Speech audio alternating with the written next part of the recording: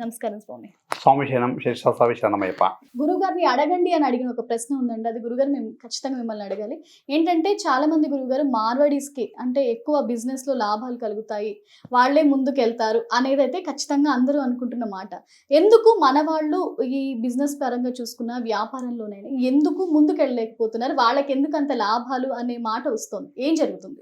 దీనికి ఒకవేళ మన వాళ్ళు కూడా అంటే మామూలుగా మార్వాడీస్ కాకుండా ఇతరులు కూడా వ్యాపారంలో ముందుకెళ్ళాలి అనుకునే వాళ్ళకి మీరు చెప్పారేంటి? ఓకే అమ్మా, ఇది కష్టమైన ప్రశ్న అనుకోవచ్చు. తర్వాత కూడా బిజినెస్ పరంగా చెప్తాను. సరే, ఎవరైనా చేయించి బిజినెస్ సరే, సోదరులు పూజలు మార్వాడి సోదరులు వాళ్ళు కూడా ఎందుకంటే ఒక సిస్టమేటిక్గా క్రమశిక్షణతో బిజినెస్ చేస్తారు. మన వాళ్ళు కూడా చాలా మంది చేస్తారు. కాకపోతే వాళ్ళు చేసే ఒక పూజ పరంగా అది బిజినెస్ బాగా డెవలప్ అయితే తర్వాత దండ పరంగా వాళ్ళు బాగుంటారు. మన వాళ్ళు కూడా బాగా చేస్తారు, మన వాళ్ళు బిజినెస్ బాగుంటుంది, కానీ వాళ్ళు కూడా బాగుంటారు. దండ పరంగా బిజినెస్ మంచిగా చేస్తారు. ఒక మన కూడా మన వాళ్ళు కూడా క్రమశిక్షణ చేస్తారు, వాళ్ళు కూడా క్రమశిక్షణ చేస్తారు. ఒక సిస్టమేటిక్గా బాగుంటుంది అన్నమాట. అట్లా ఏంటంటే బిజినెస్ పరంగా వాళ్ళు ఒక అమ్మవారి అనుగ్రహం పొందడానికి కొన్ని పూజలు చేస్తారు అన్నమాట. అలానే దానికి అసలు బిజినెస్ పరంగా ఎలా ధనం సంపాదించుకోవాలో మనం కూడా చేస్తే ఆ విధంగా మనం కూడా ఎలా ధనం సంపాదించుకోవచ్చు, బిజినెస్ బాగా నడిస్తే మనం ఎలా ముందుకు వెళ్ళొచ్చు అనేది దాన్ని నువ్వు చెప్తాను. మార్వాడి అమ్మవారి లక్ష్మీ కటాక్షం పొందడానికి చాలా ఇది చేస్తారన్నమాట. తర్వాత వాళ్ళు చేసే కొన్ని పూజలు అతి చాలా ఇష్టంగా ఉంటాయి అమ్మవారికి.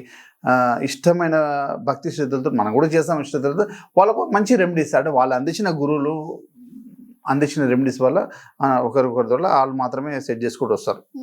అందులో మా గురుగారు చెప్పిన రెమెడీ అనమాట. వాళ్ళు ఇలా చేస్తారు కాబట్టి ఇంత స్పీడ్గా బాగుంటుంది, డెవలప్మెంట్ ఉన్నదన్నమాట.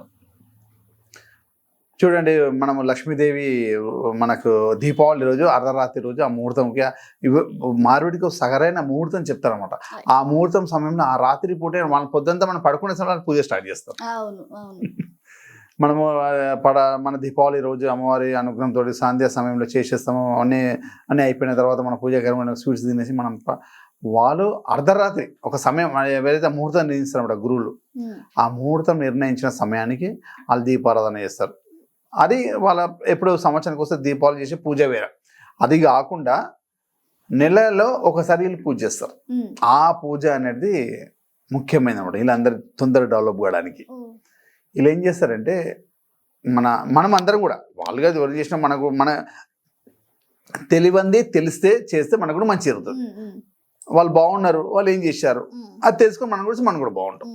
అంటే వాళ్ళకి అందించిన గురువులు ఏదైతే అందించారో మనకు కూడా తెలిసింది కాబట్టి మనం కూడా చేసుకుంటే బాగుంటుంది చెప్తున్నాం. వాళ్ళు మనము అమావాస్య ఉంటుంది కదా, అమావాస్య రోజు 360 degrees ఫుల్ అయిపోతుంది.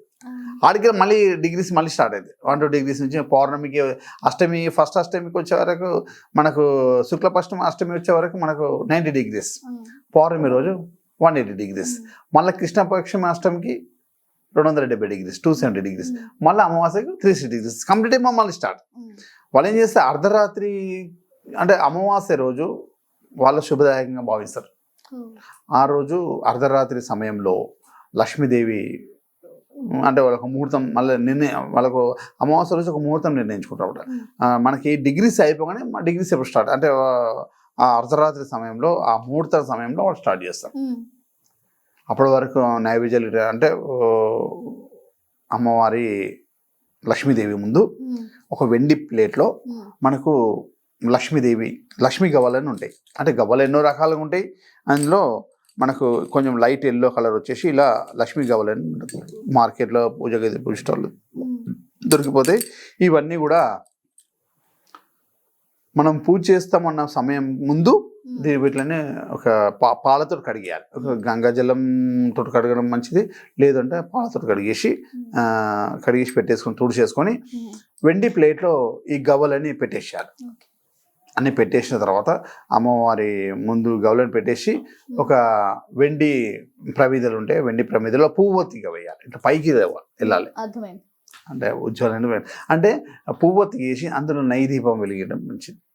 నైదీపం వెలిగించి ఆ రాత్రి అంటే 2 దీపాలలో ఒక దాంట్లో నెయ్యి, ఒక దాంట్లో నువ్వుల నూనె ఒక దాంట్లో నువ్వుల నూనె, ఒక దాంట్లో అంటే అదే సమయంలో నెగిటివ్ పాజిటివ్ రెండు ఉంటాయి. అమావాస్య రోజు నెగిటివ్ పాజిటివ్ రెండు వచ్చే అవకాశం ఉంటాయి కాబట్టి మనకి నెగిటివ్ని బ్లాక్ చేసుకునేది నువ్వుల నూనె బ్లాక్ చేస్తుంది. లక్ష్మి పాజిటివ్ రావాలి కదా, లక్ష్మి కడగ నెయ్యి దీపావళి అంటే 2 దీపాలు అలా పెట్టాలి. లక్ష్మీదేవి కూడా మనం అమ్మవారిని అష్టోత్తరాలు కానీ చేసేసుకొని నైవేద్యము ఏదైనా ఎక్కిచ్చేస్తే అది పూజ చేస్తాం. అట్లా మనకు దాని వల్ల ఏంటంటే లక్ష్మీదేవి అనుగ్రహం ఉంది. వాళ్ళు ఏది చేసినా అంటే ఏ బిజినెస్ చేసినా సక్సెస్ ఉంటారు. వాళ్ళ సిస్టమేటిక్స్ తోటి వాళ్ళు ఉంటారు, ముందుకు వెళ్తుంటారు. అట్లా మనకు వాళ్ళ సీక్రెట్ కూడా మనకు తెలిసింది కాబట్టి మనం చేస్తే కూడా బాగుంటుంది అనేసి చెప్పడం అనమాట. అది చేయండి, అందరూ కూడా లక్ష్మీ కటాక్షం ఉంటుంది. బిజినెస్ వాళ్ళ చేయాలన్న గురుగారు ఇంట్లో వాళ్ళు కూడా చేస్తే బాగుంటుందా అంటే ఏదైనా కూడా జాబ్ పరంగా వాళ్ళు కూడా లక్ష్మీదేవి కోసం ఇలా చేస్తే కూడా చాలా బాగుంటుంది. ఇంట్లో వాళ్ళు కూడా చెప్తుంది మంచి జరుగుతుంది. ఏది చేసినా ధనం కోసమే కదా. మనం ఏదైనా దానికి ట్రాన్సాక్షన్ పరంగా పెట్టాలి. ఇది ఇస్తే ఇది ఇస్తా అన్నట్టు, అది ఇచ్చే జాగాలో మనం ధనం ఇస్తున్నాం అంతే. కాబట్టి మనం ఇది పెట్టుకోవడం కూడా ఆ ధనం అనేది లక్ష్మీదేవి కటాక్షం నిండుగా ఉండాలి అన్నట్టుగా అందరూ కూడా ధనవంతులు కావాలని కోరికతోటి, అందరూ కూడా కోటీశ్వరులు కావాలని కోరికతోటి, అందరూ నిండుగా ఉండాలి, డబ్బు సంపద ఐశ్వర్యం ఆనందంగా ఉండాలని ఈ రెమెడీస్ టీవీ పరంగా నేను చెప్పడం జరుగుతుంది అనమాట. అందరూ కూడా నిండుగా ఉండాలని కోరికతోటి. నిజం గురుగారు, నేను ఇందులో ఒకటి అబ్జర్వ్ చేసింది ఏంటంటే 90% పీపుల్ అంటే మా మార్వాడి పీపుల్ 90% ఆఫ్ పీపుల్ అమావాస్య రోజు వాళ్ళ షాపులు ఏవి ఓపెన్ చేయరు.